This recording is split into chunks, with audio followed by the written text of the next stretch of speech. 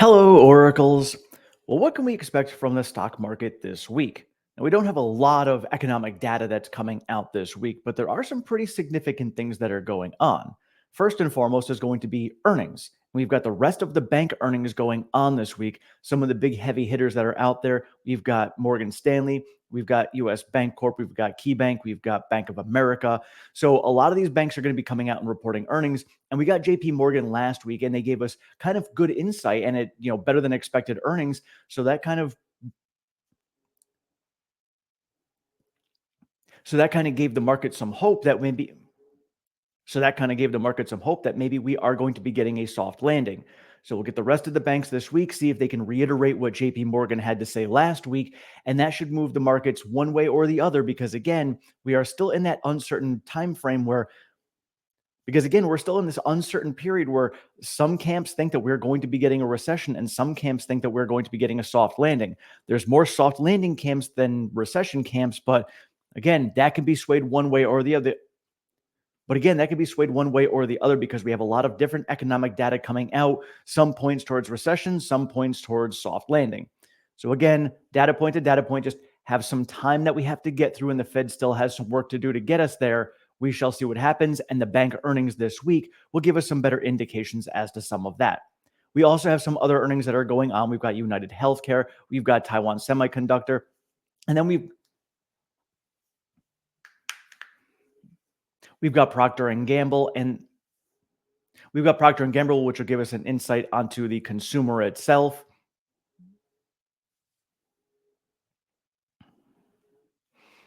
And then we have Netflix that's kicking off tech earnings as well at the end of this week.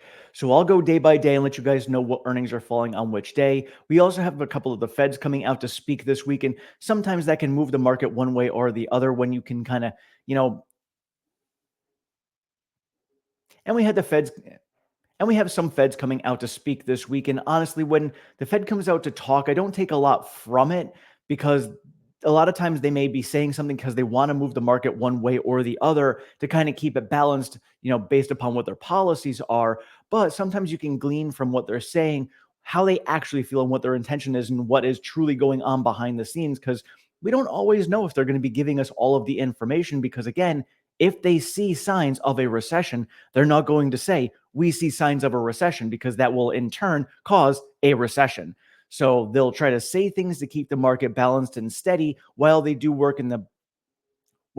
behind the scenes to try and get us to that point where we don't get to a recession. So again, we have the Feds talking this week, can move the market one way or another. And those are just the things that I kind of pay attention to when they do talk is, well, what do they actually mean? What can I glean can I see something underlying that maybe they're not saying, or what is it that they're not saying that is going to tell us more than what they are saying?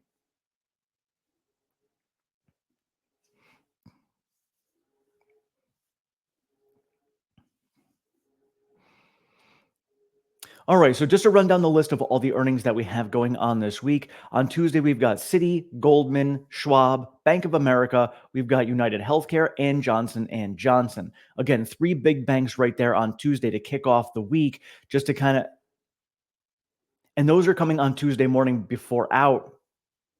And those are coming on Tuesday morning before market opens. So, we'll get into Tuesday morning. And by the time we hit the market open on Tuesday, we're going to know what's going on and how the banks are feeling. So we'll probably see some pre-market movements if we're seeing some not so good news, or we'll see some positivity if we're seeing that reiteration of what JP Morgan told us last week. And then on Wednesday, we've got Morgan Stanley. And then on Wednesday, we've got Morgan Stanley and US Bank. And then we also have Prologis, which is one of my REIT holdings. So I'm looking forward to seeing that. And then we've got Discover and ASML. And Discover, to go along with American Express and MasterCard and Visa, those are kind of about the consumer as well. What is the consumer credit and spending looking like right now? As of right now, we know that consumer credit is at an all-time high. So are people continuing to put more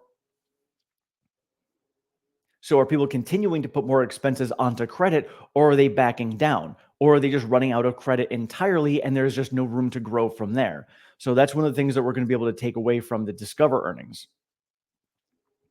On Thursday, we've got M&T Bank, KeyBank, and then Thursday is also when Netflix kicks off that tech earnings.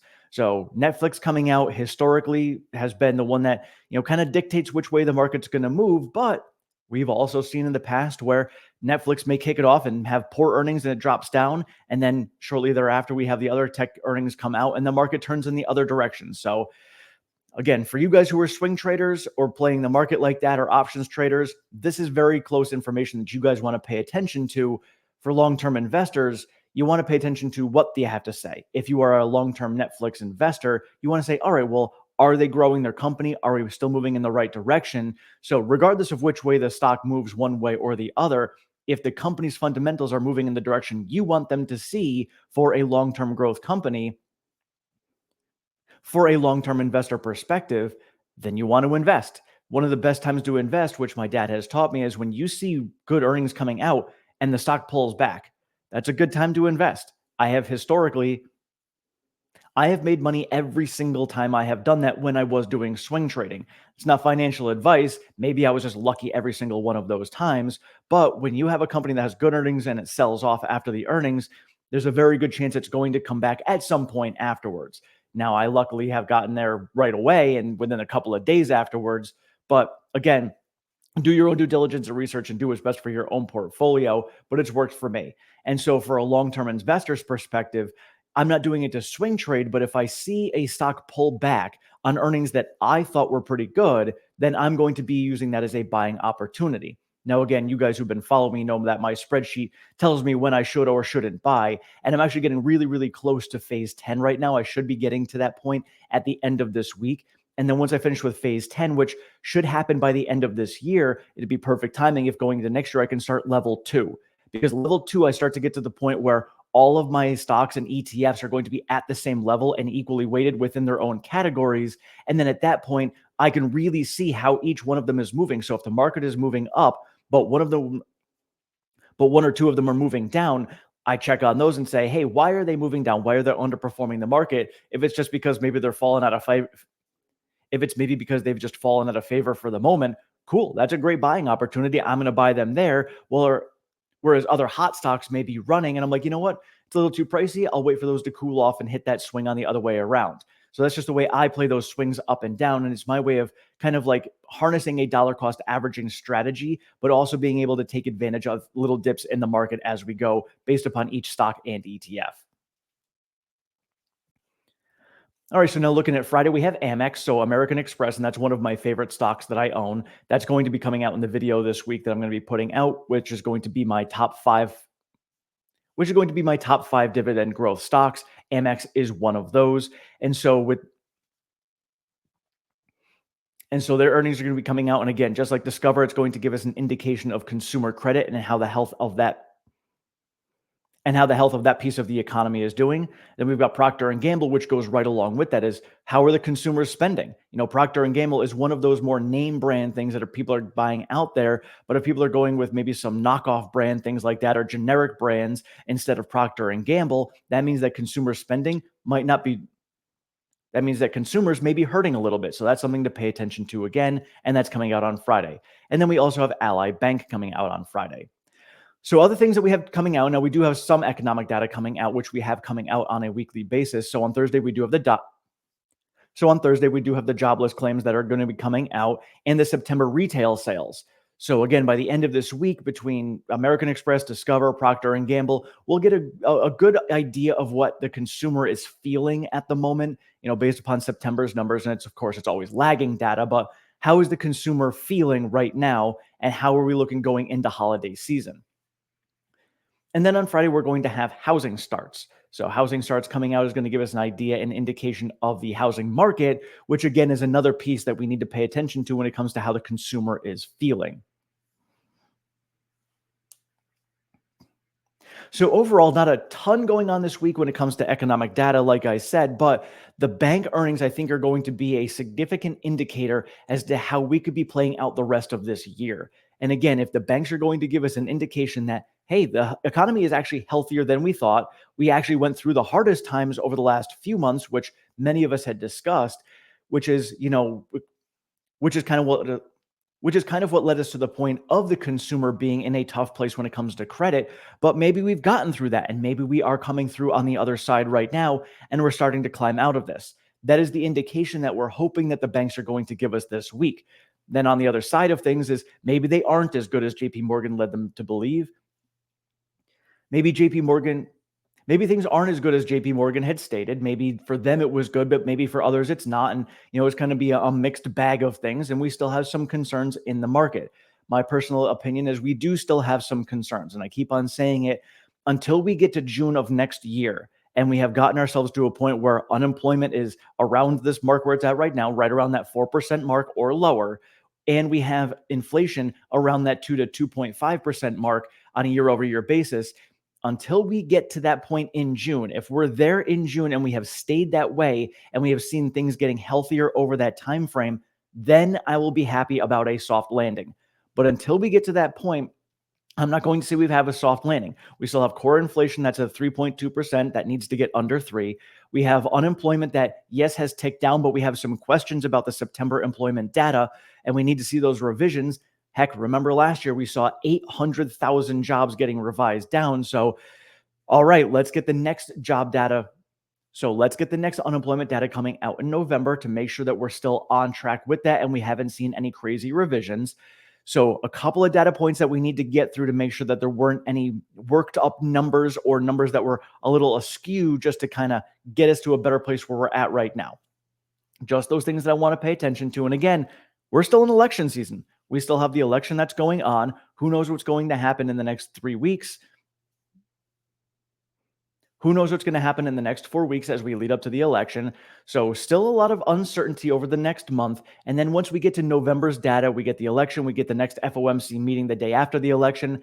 Then at that point, all right, we can kind of do a little bit of a reassessment to say, are we going to get to that point? Now we know who the president is going to be. So, what do we think is going to happen from there? And of course, the markets are going to decide that.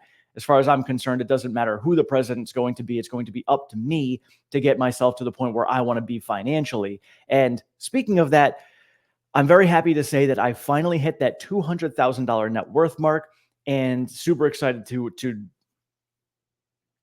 and I'm super excited to share that with you guys. A lot of hard work went into this to get to that point. And of course, it can fluctuate. I have a lot of money tied up in the market. And if we have a massive market pullback, I can absolutely pull down below that.